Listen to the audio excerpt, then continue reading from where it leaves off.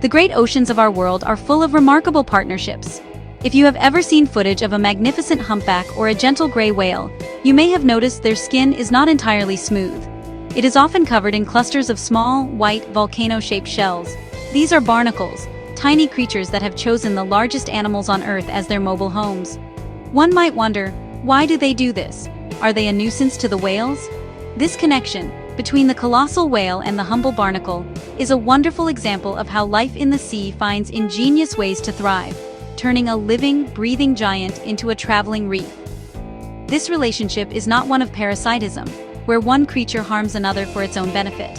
Far from it. The barnacles are what we call commensal organisms. This is a special term for a relationship where one species benefits, and the other is neither helped nor harmed. The barnacle gains a tremendous advantage by attaching itself to a whale, but the whale for the most part simply goes about its day, seemingly unaware of its many passengers. It is a bit like having a tiny, harmless insect land on your coat. You are providing it a free ride, but it causes you no trouble. It is a one-sided yet peaceful arrangement. Imagine being a tiny barnacle. Your entire world is the water immediately around you. Finding food and a safe place to live is a constant challenge. But by latching onto a whale, the barnacle solves all its problems at once.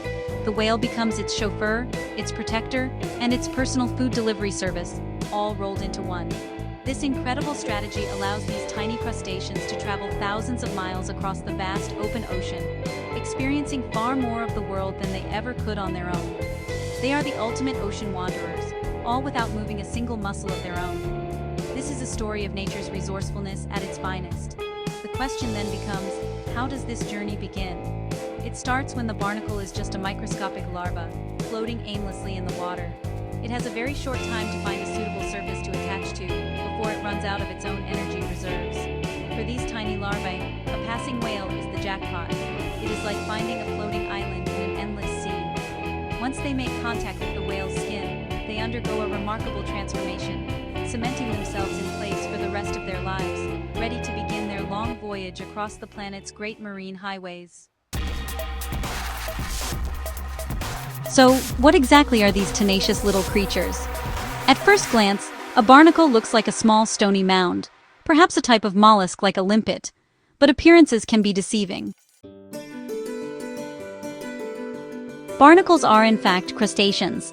This means they are related to crabs, lobsters, and shrimp. It seems quite strange, but if you could see inside their hard, protective shell, their relation to these more familiar creatures would become much clearer. They have simply adapted to a completely different way of life, one that does not involve scuttling across the sea floor, but rather staying put and letting the world come to them. Unlike their roaming relatives, adult barnacles are sessile, which means they are permanently fixed in one place. They build their fortress-like homes out of calcium carbonate plates, cementing themselves headfirst onto a surface. From within this cone-shaped shell, the barnacle performs all of its life functions. It is a life of patience and waiting. The barnacle cannot move to chase food or escape danger.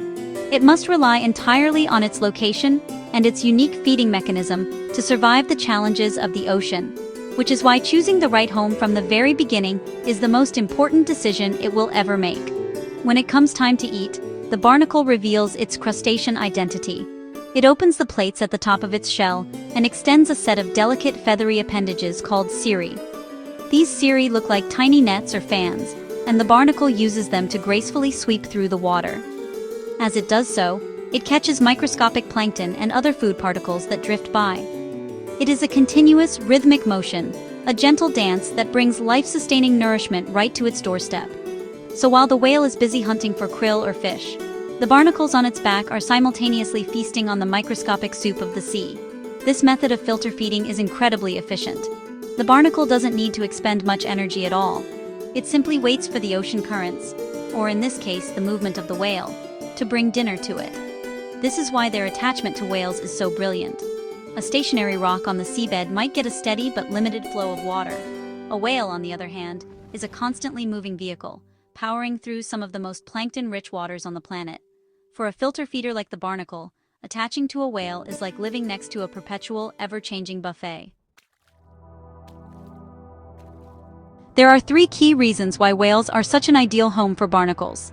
The first, and most important, is their behavior. Whales are air-breathing mammals, and they spend a great deal of their time cruising near the ocean's surface. This sunlit zone is where phytoplankton bloom, forming the base of the marine food web. This, in turn, attracts zooplankton, the tiny animals that barnacles love to eat. By hitching a ride on a whale, the barnacles are guaranteed to be transported through these all-you-can-eat plankton buffets, ensuring a constant and reliable food supply as the whale travels, feeds, and breathes. The second reason is sheer size. Whales are the largest animals on Earth, and their massive bodies provide an enormous amount of surface area. This is prime real estate for barnacle larvae searching for a place to settle down. A single whale can provide a home for hundreds, or even thousands, of individual barnacles. It is like a vast living continent for these tiny creatures. This ample space reduces competition among the barnacles themselves, allowing large colonies to form and thrive. The textured, uneven skin of some whale species can also provide the perfect surface for the initial attachment of the larvae. Finally, the social habits of whales play a crucial role. Many whale species, such as humpbacks and gray whales, gather in large groups for specific purposes, like mating or feeding in rich grounds. When whales congregate, it creates a unique opportunity for barnacle larvae. A larva floating in the water has a much higher chance of bumping into a suitable host when there are dozens of enormous whales swimming in close proximity. This increases the odds of successful settlement for the next generation of barnacles, ensuring the continuation of their species on these magnificent living islands. This combination of factors, a ride through food-rich waters, plenty of space to live, and social behavior that helps the next generation find a home, makes whales the perfect hosts. It is a testament to how evolution shapes species to take advantage of unique opportunities. The barnacle has evolved to perfectly exploit the lifestyle of the whale, creating a harmless but incredibly effective survival strategy. The whale becomes an unwitting partner in the barnacle's life journey, a mobile ecosystem that supports a thriving community on its back as it roams the vastness of the world's oceans. One might wonder if these countless passengers cause any harm to their gigantic hosts. The answer, in almost all cases, is no. The relationship is not parasitic. The barnacles do not feed on the whale's blood or flesh. They are simply tenants. While an extremely heavy load of barnacles might add a tiny amount of extra drag as the whale swims, this effect is thought to be negligible for an animal of such immense power and size. In fact, some scientists have theorized that having a body covered in hard, sharp shells could offer a small degree of protection against predators like orcas, or serve as formidable weapons when males fight for mates. Interestingly, the bond can be quite specific. Certain species of barnacles have evolved to live exclusively on certain species of whales. For example, the barnacle Coronula diadema is found almost exclusively on humpback whales, fitting perfectly into the grooves of their skin. Similarly, a species known as Cryptolepis rachianecti is the signature barnacle of the gray whale. This specificity shows just how deeply intertwined their evolutionary paths have become. The barnacles have adapted not just to whales in general, but to the unique skin, migration patterns, and life cycle of a particular type of whale, a truly specialized existence.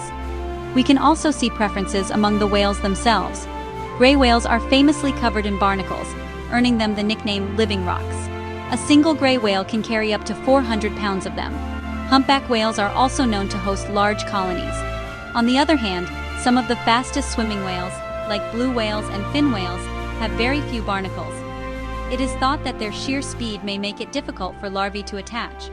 Orcas, or killer whales, are also typically barnacle-free, possibly due to their slick skin and social grooming habits. This extraordinary relationship is not a recent development.